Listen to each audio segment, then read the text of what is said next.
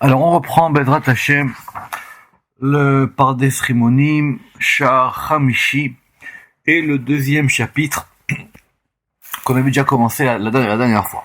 Donc pour bien comprendre, là, effectivement, il faut avoir d'une part le texte des Tikkun HaZohar, le Tikkun 69, qui est au début du chapitre, et surtout le verset du cantique des cantiques, Pitrili, Achoti, Rayati, Yonati, Tamati.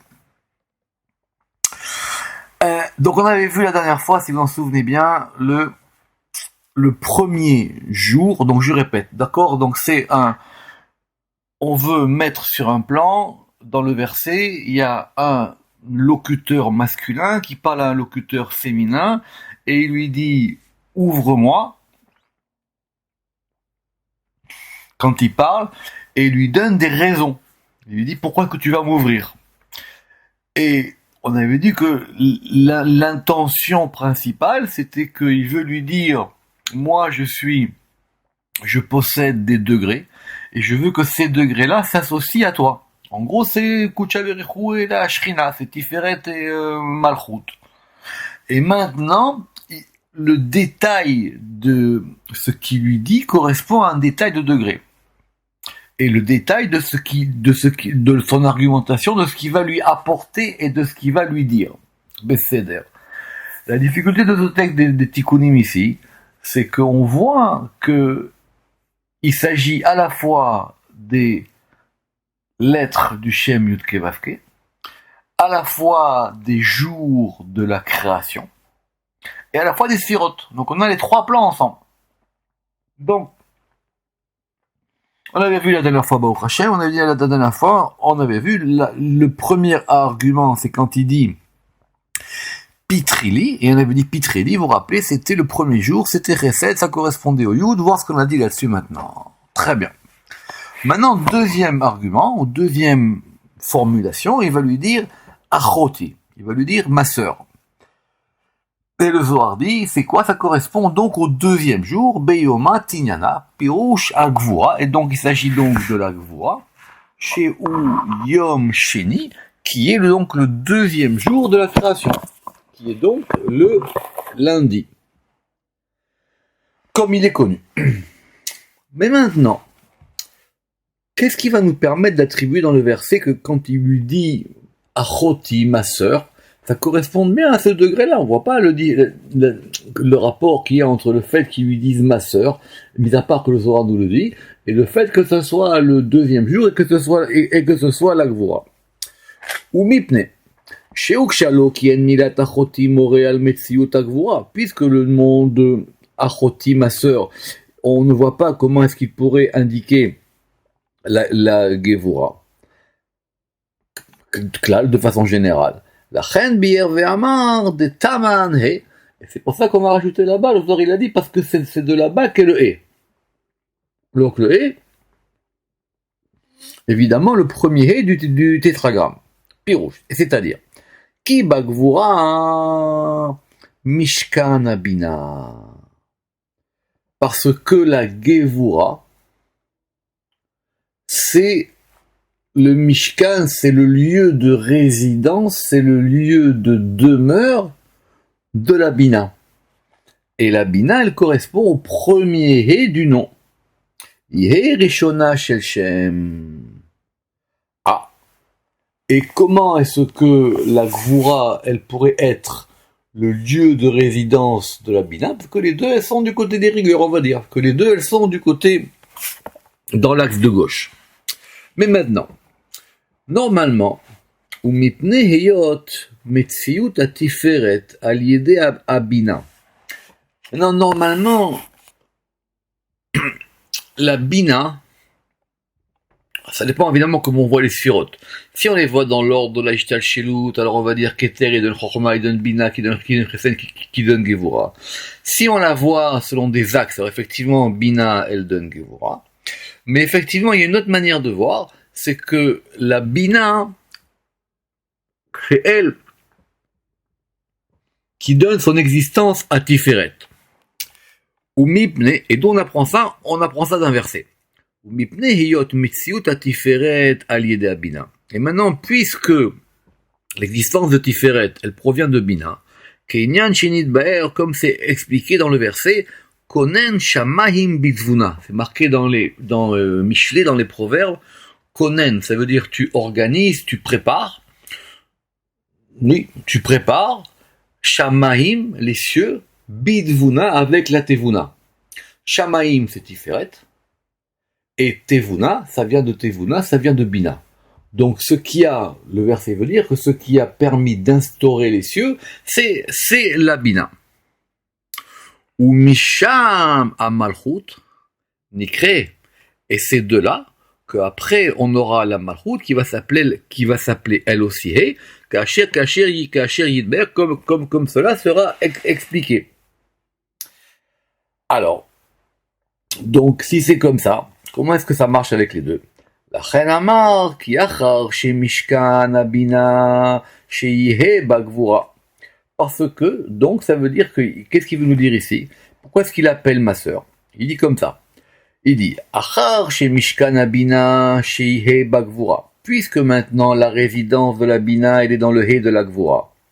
Ou misham malchut, et de là-bas, la malchut, elle va faire le hé, puisque ça sera le dernier hé du tétragramme.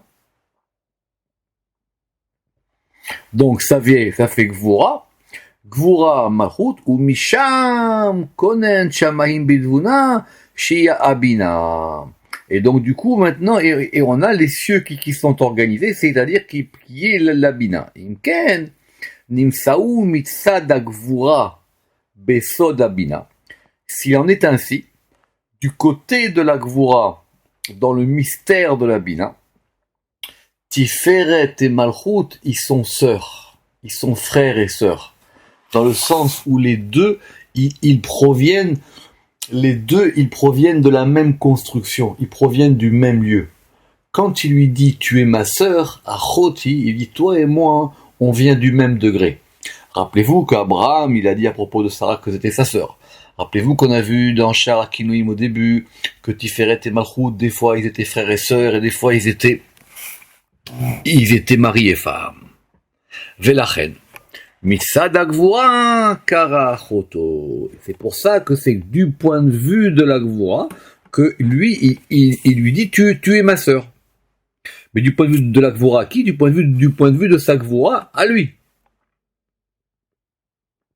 Puisque c'est lui qui parle. Et donc maintenant on a attribué la notion de tu es ma sœur dans le mystère de la Gvura. Donc ça c'était le deuxième jour. Maintenant, troisième jour, il va l'appeler comment? Maintenant il l'appelle ma colombe. D'accord? Alors, il y a des termes du verset qui sont pas dans le Zohar, c'est une autre question, mais en tout cas ici maintenant on passe directement à Choti, on passe à Yonati. Yonati, comment est-ce qu'il l'appelle maintenant? Il lui dit tu es ma colombe. Alors Zohar il dit la colombe ça correspond à quoi? Ça correspond au troisième jour de la création des Tavangav, parce que c'est de là-bas qu'est le Vav. Pirouche. Inikret Yona Mitzala Tiferet Be'atzmo.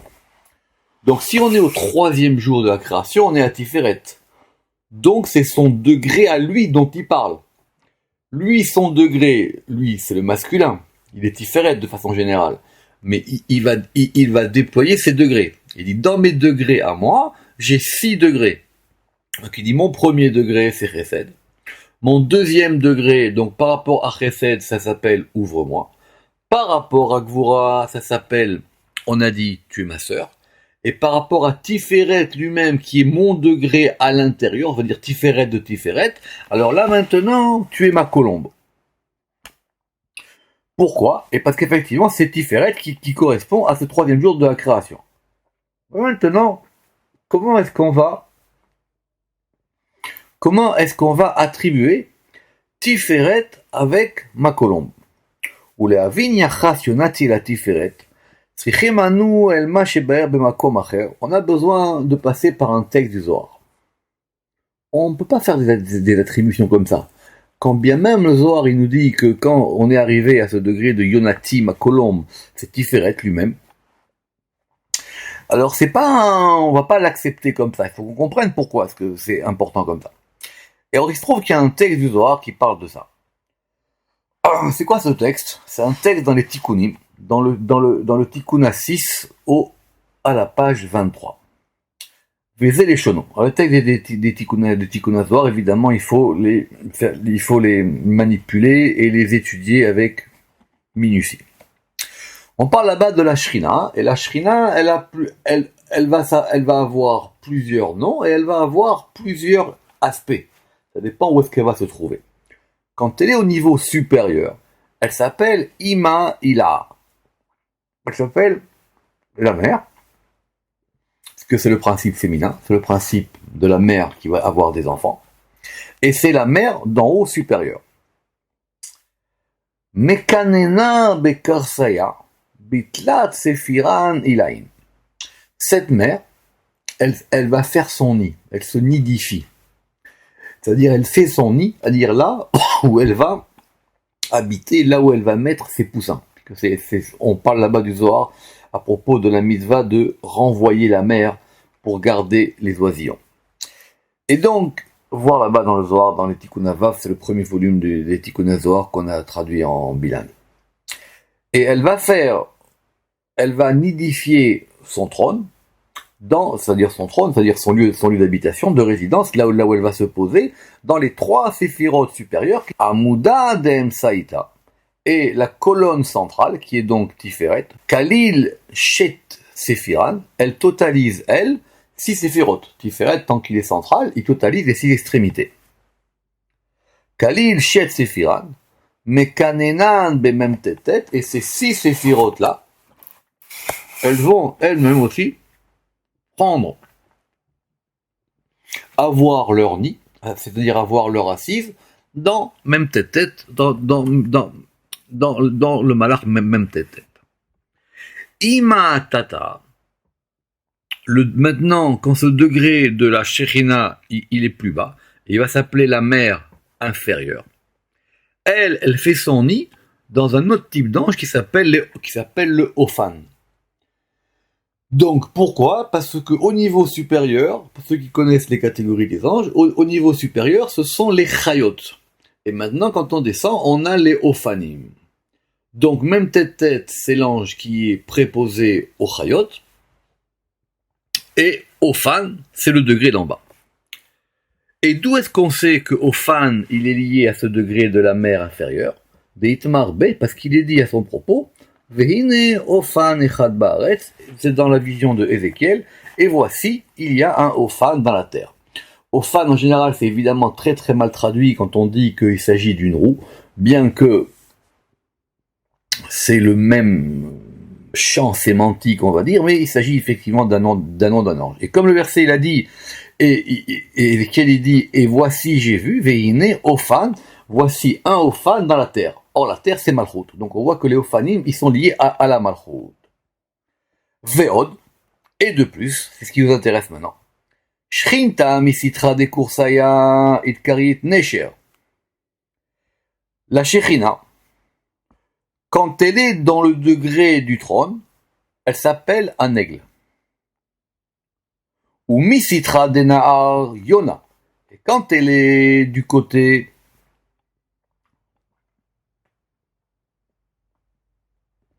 de Nahar, le jeune homme, c'est connu, elle s'appelle Yona. Alors, ça veut dire que la Shrina, elle a plusieurs aspects. Ça dépend où est-ce qu'elle va se trouver. Ça dépend comment on regarde les choses. Quand on la regarde en haut, et si on veut la comparer à un oiseau, s'il s'agit de ça, il va s'agir d'un aigle.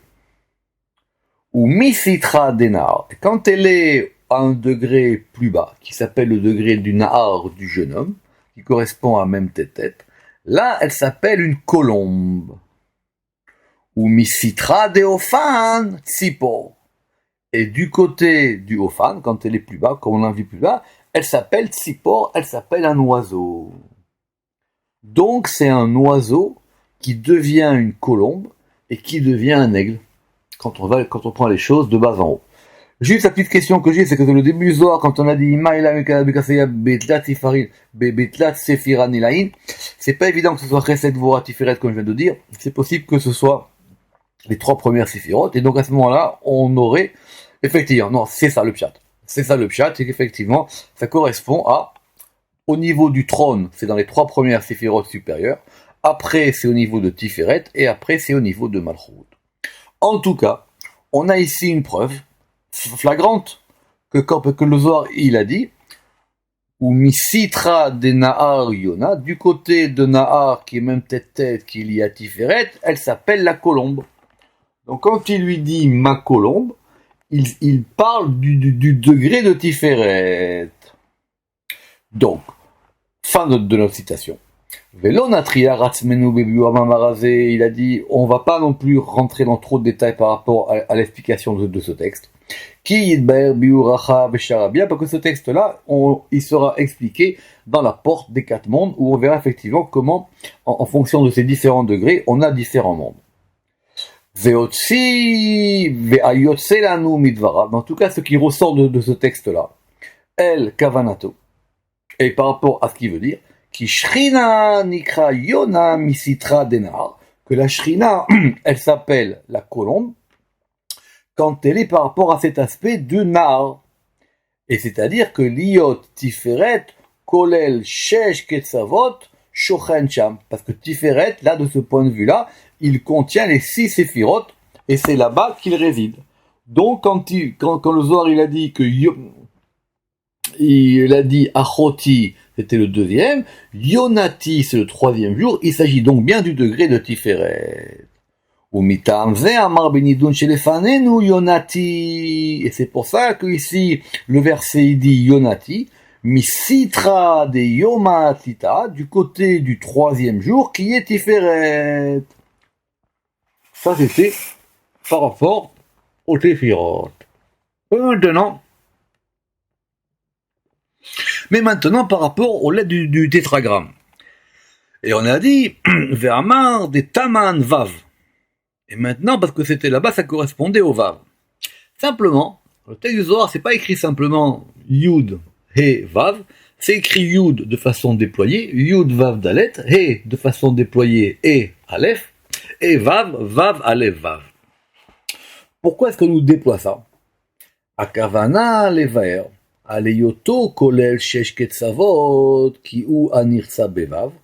Parce qu'on veut dire ici qu'il s'agit de Tiferet, qui va se totaliser dans les 6 directions. Ve'efshar, donc qui correspondent au Vav. Mais, Ve'efshar lomar, ki tam ambrou begdoula de taman yud. Puisque, à propos de Gidula, on avait dit là-bas Yud, on écrit Yud, Vav, Dalet, donc ça vaut 20. À propos de Gvura ou Bigvura des Taman He, et à propos de Gvura, on a dit parce que là-bas c'était le He, ça vaut He, Aleph, ça fait 6. Donc 20 et 6, 26. Ou Betiferet des Taman, et à propos de Tiferet, on a dit parce que là-bas il y avait le Vav, Vav ça fait 13. 13 plus 6, 19. 19 et 20, 39. Atsa'a el Kavanato le Matal Pasuk Sheamar, et c'est pour ça qu'il va lui dire, pourquoi est-ce que tu vas m'ouvrir? Parce que tu es, on a dit, Achoti Yonati. Par rapport, il a dit Pitrili Achoti Yonati.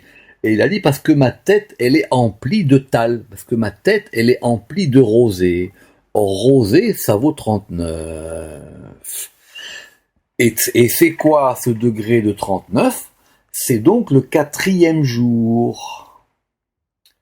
Ce qui veut dire quoi? Ce qui veut dire maintenant, je viens avec des degrés. Et maintenant, ces 3 premiers degrés, ils font 39.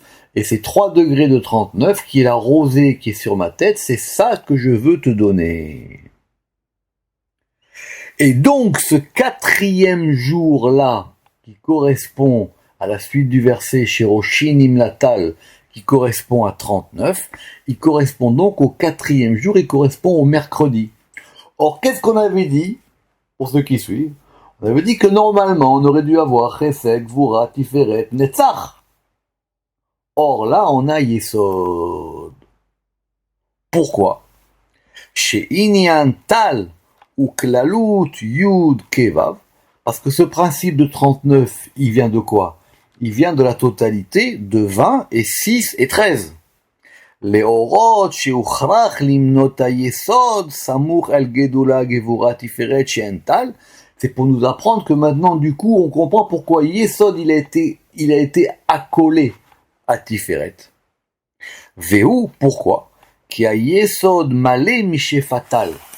Parce que le Yesod, ce principe du fondement du tzaddik, c'est lui qui est plein, c'est lui qui va recevoir tout l'influx de cette rosée. Et cette rosée, elle provient de quoi? Elle provient de ces trois lettres, Yud, He et Vav. Et donc, quand ici le Zohar il a dit Nimlatal, alors c'est le 4e jour, Akavana, Nimlatal beyom harivia, Akavana li Yesod kemo shibiyarnu. Donc c'est bien de Yesod comme on a expliqué. Et le Zohar il a dit Klala de Yud Kevav, qui est donc la totalité de Yud et Vav. Akavana. Et donc qu'est-ce qu'on veut dire par là?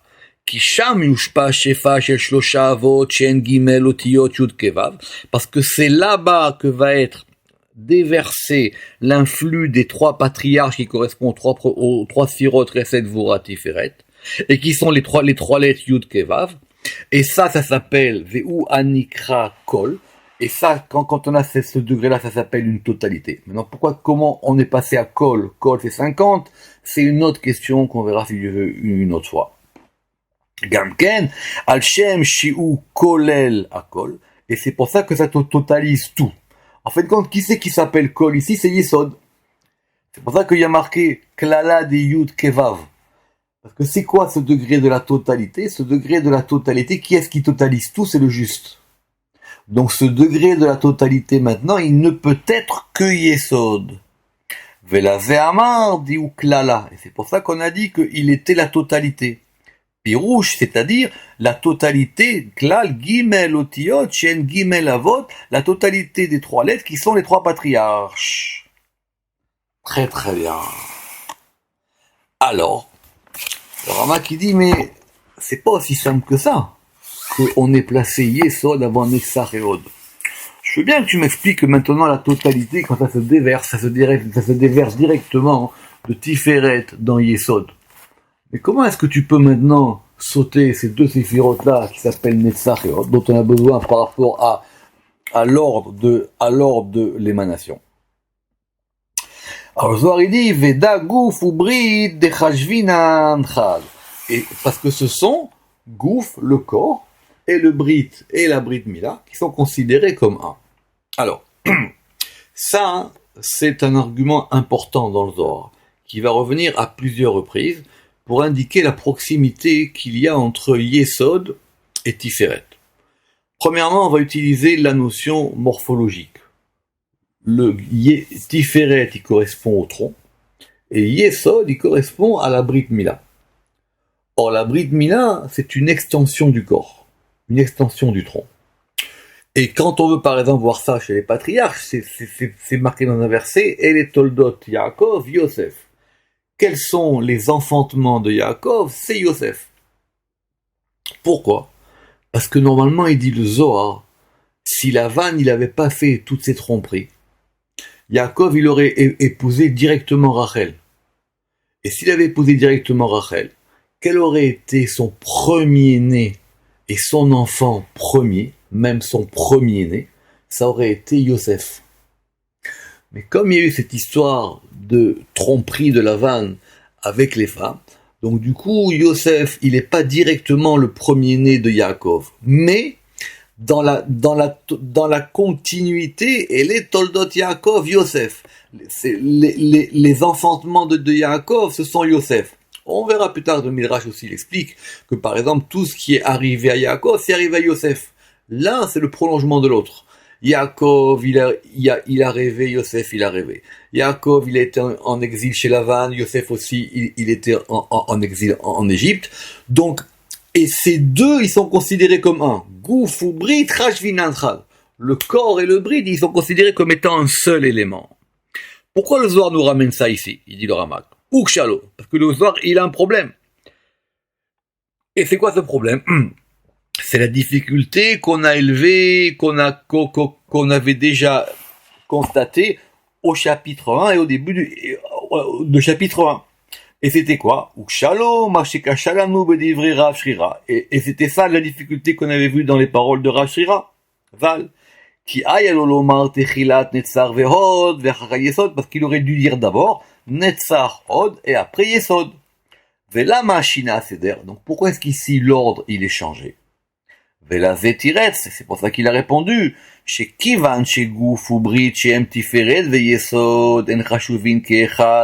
que puisque le corps, le tronc et la brite qui sont Tiferet et Yesod, ils sont considérés comme étant un seul élément. C'est la raison pour laquelle ici on l'a placé directement après Tiferet.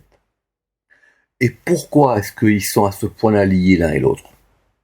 Tiferet et Yesod. Akavana. Ki kasher ne'etza la Tiferet ne'elam betocho ha-Yesod. Parce que lorsque Tiferet a été émané, il portait Yesod en lui de façon cachée, de façon enfouie. Ve'aya Yesod mitgale ksat.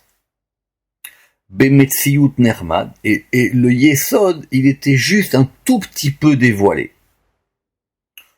ומטעם זה יוצדק עליו אצילות שביעי ויצדק עליו שהוא תשעי או עשירי. Et c'est pour ça que Yesod, il peut se placer en 7e position, en 9e position ou en 10e position. Alors pour expliquer ça, il faut s'arrêter un petit peu. Si on prend l'ordre des Séphirot, Keter, Chesed, Keter, Chochma, Bina, Chesed, Vura, Tiferet, on est à 6. Yesod, 7, on a vu, c'est la position qu'on vient de voir ici. Mais si maintenant on prend l'ordre normal c'est quoi? On a dit que l'ordre normal c'était Keter, Chochma, Bina, Chesed, Vura, Tiferet, Netzar, Od, Yesod. Donc là, il est en position 9. Donc Yesod, il peut être soit le 7e, soit le 9e. Quand il est le 9e, c'est que vraiment, il a tout qui prend sur lui. C'est pour ça qu'on le Zohar, il dira que la lettre tête qui correspond à 9, c'est la lettre du bien. Et que, effectivement, quelqu'un qui rêve de cette lettre tête, ça veut dire qu'il reçoit des bénédictions. Mais il peut être aussi en position 10. Comment il peut être en position 10? Alors ça, il faut avoir fait toute une porte qui s'appelle Shar Miyut Hayarer. Parce que normalement la séphira qui est en position 10, c'est laquelle? C'est Malchut. Mais quand on a Malchut en 10e position, c'est que les choses ne sont pas comme elles doivent être. Normalement, Malchut, elle devrait être comme le soleil et la lune, face à face, lors de la création au début. Les deux grands luminaires. Et donc, si la Malchut, elle monte au niveau de Tiferet, quelle est la 10e séphira qui est en bas? C'est Yesod. Et d'ailleurs, c'est ça, sa vraie place. Le Yesod, c'est le fondement. Le fondement de la maison, c'est ce qui fait tenir la maison. C'est ce qui est en bas. C'est le degré qui fait tout tenir. Donc, c'est pour ça que Tiferet, il peut être, je répète, soit en 7, soit en 9, soit en 10. Ça, il faut avoir fait Shar Miyut Hayareach au moins pour comprendre ça. Pourquoi? Mipnei shesham higia atzilut vehu haya sof kol. Parce que la tzilut, l'émanation, elle va jusqu'au degré de 10, et c'est ça qui est la fin de tout. Venidgale achar netzach eod, et donc quand il se déploie, quand il se révèle, ce degré de Yesod, et quand il se révèle après Netzach et Od, soit en 9e, soit en 10e, il se dévoile en tant que lui-même, Gilouy Atzmo. Il se dévoile pour lui-même. Gilouy Atzmi a megale oto be'etzem, velo be'metziut dak kemoshiu batiferet, et il se dévoile pas en tant que quelque chose qui est subtil et qui est enfoui dans Tiferet. Donc Yesod, il est présent dès la 7e position. Mais quand on le met en 9 ou en 10, c'est parce qu'il se déploie totalement par rapport à lui-même. Ve'ainu kedem faresh. Et c'est pour ça que le Zohar maintenant il va expliquer que puisqu'on est maintenant à ce degré de Tiferet, et que Tiferet il est écrit comment ici? Il est écrit Vav, Aleph, Vav. Ve'azil chad bechushban, des slikan echad, et Vav ça fait 6, et Aleph ça fait 1, 6 et 1, 7, 7 et 6, 13, et 13 ça fait 1. C'est la valeur numérique de echad. Akavana Tiferet Vav ve'a Yesod. Et là maintenant on a Tiferet et Yesod qui sont dans ce Vav. C'est en fin de compte c'est le Vav qui devient un Vav puisque c'est Vav Vav. Ve'a Yesod Meshech Vav, et donc le Yesod c'est maintenant la suite de ce Vav. Imken sheneem yachad en Vav, et donc les deux ensemble ils font ce Vav. Veolin echad, et ce Vav là qui fait Vav Aleph Vav qui vaut 13. Qui a une gouf echad, parce qu'ils sont un seul corps. Ve'acharkar piresh od raya. Et le Zohar il va continuer en donnant une autre preuve.